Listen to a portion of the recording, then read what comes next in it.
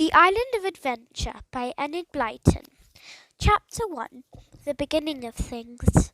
It was really most extraordinary. There was Philip Mannering doing his best to puzzle out algebra problems, lying full length under a tree, with nobody near him at all, and yet he could hear a voice speaking to him most distinctly. "Can't you shut the door, idiot?" said the voice, in a most impatient tone. "And how many times have I told you to wipe your feet?" Philip sat up straight and took a good look round for the third time, but the hillside stretched above and below him, completely empty of any boy, girl, man, or woman. "It's so silly," said Philip to himself, "because there is no door to shut and no mat to wipe my feet on. Whoever is speaking must be perfectly mad. Anyway, I don't like it. A voice without a body is too odd for anything." A small brown nose poked out of Philip's jersey collar. It belonged to a little brown mouse, one of the boy's many pets. Philip put up a gentle hand and rubbed the tiny creature's head. Its nose twitched in delight. "Shut the door, idiot," roared the voice from nowhere, "and don't sniff. Where's your handkerchief?" This was too much for Philip. He roared back, "Shut up! I'm not sniffing. Who are you, anyway?" There was no answer. Philip felt very puzzled. It was uncanny and peculiar.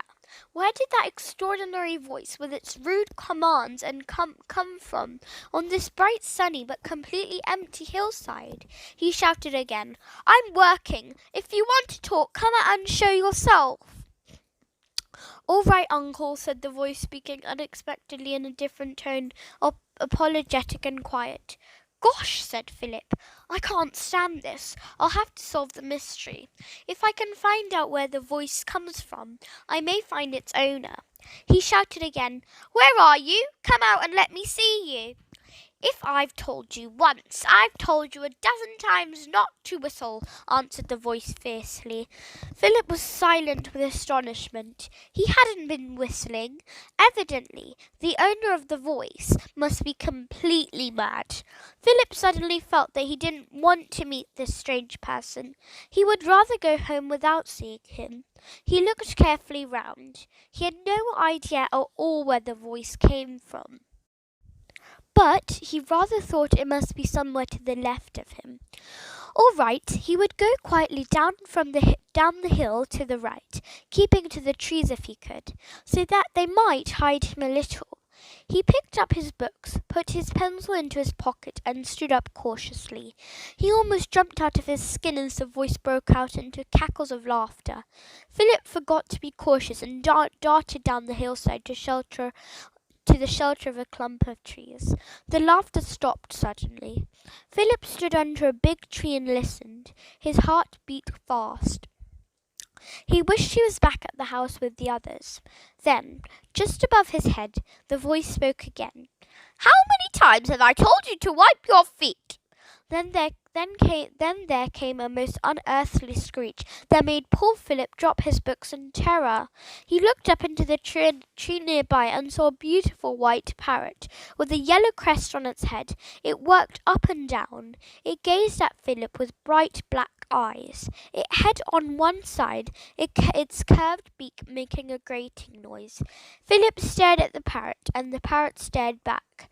Then the bird lifted up a clawed foot and scratched its head very thoughtfully, still raising and lowering its crest.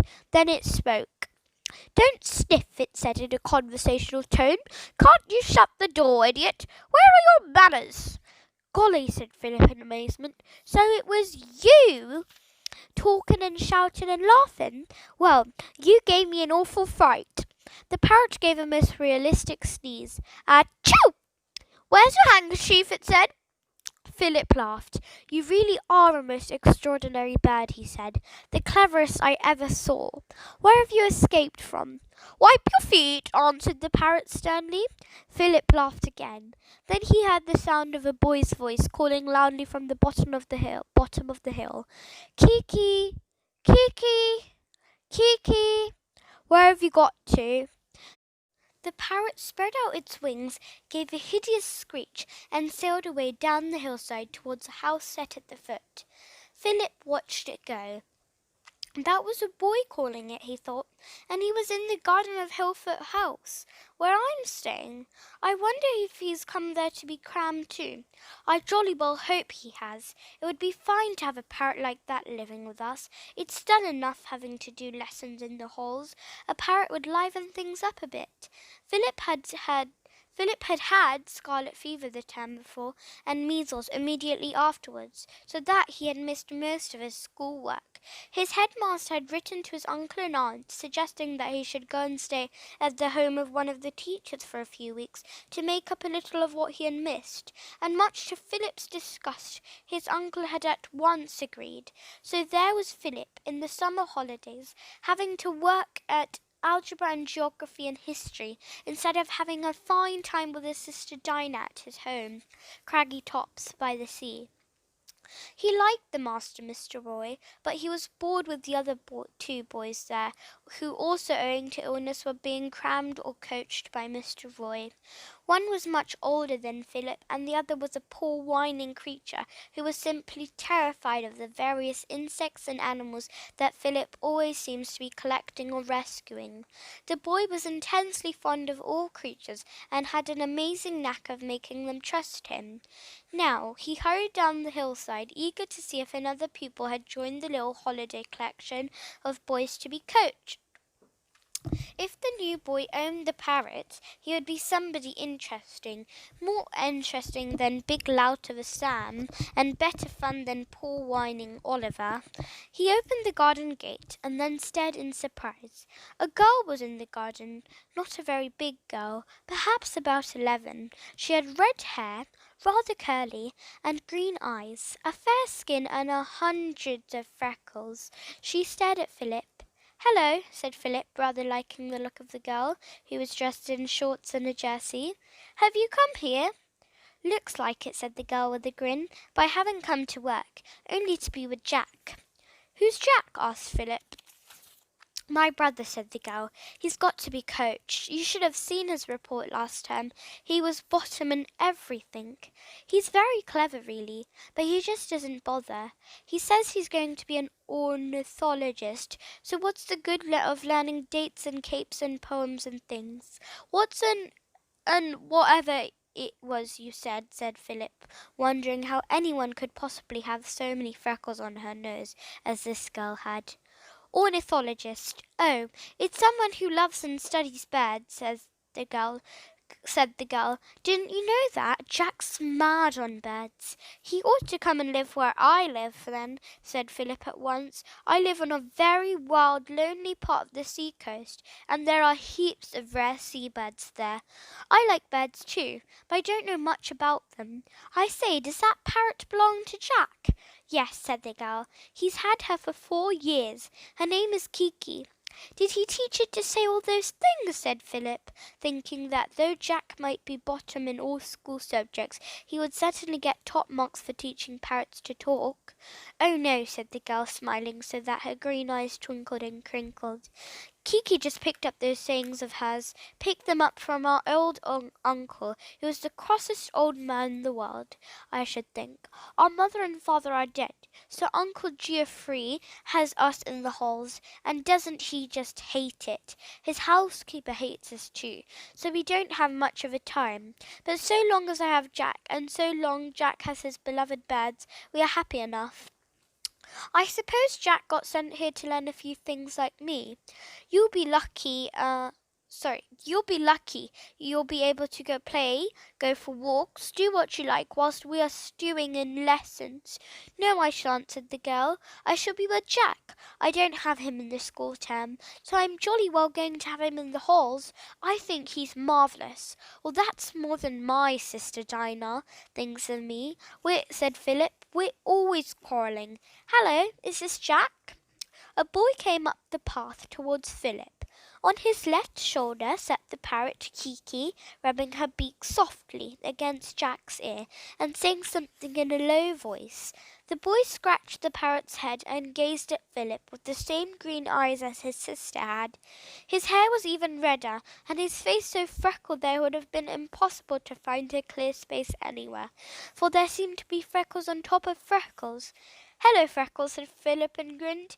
Hello, Tufty, said Jack and grinned too. Philip put up his hand and felt his front bit of hair, which always rose up in a sort of tuft. No amount of water and brushing would make it lie down for long. Wipe your feet, said Kiki severely. I'm glad you found Kiki all right, said the girl. She didn't like coming to a strange place, and that's why she flew off, I expect.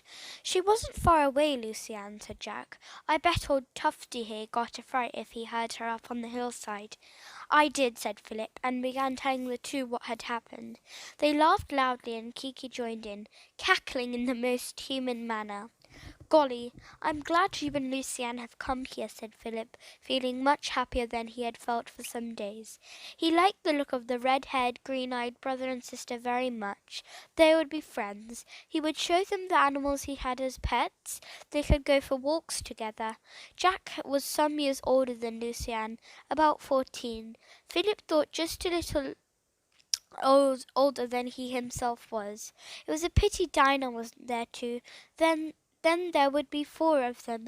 Dinah was 12. She would fit in nicely, only perhaps with her quick impatience and quarrelsome nature it might not be peaceful. How different Lucy Ann and Jack are from me, said Dinah, thought Philip. From me and Dinah, thought Philip. It was quite plain that Lucy Ann adored Jack, and Philip could not imagine Dinah hanging on to his words, eager to do his bidding, fetching and carrying for him, as Lucy Ann did for Jack. Oh, well, people are different, thought the boy. Dinah's a good sort, even if we do quarrel and fight. She must be having a pretty awful time at Craggy Tops without me. I bet Aunt Polly is working her hard. It was pleasant at tea time that day to sit and watch Jack Parrots on his shoulder, making remarks from time to time. It was good to see the glint in Lucy Ann's green eyes as she teased big slow Sam and ticked off the smaller peevish Oliver. Things would liven up a bit now. They certainly did. Holiday coaching was much more fun with Jack and Lucy Ann there too. End of chapter 1.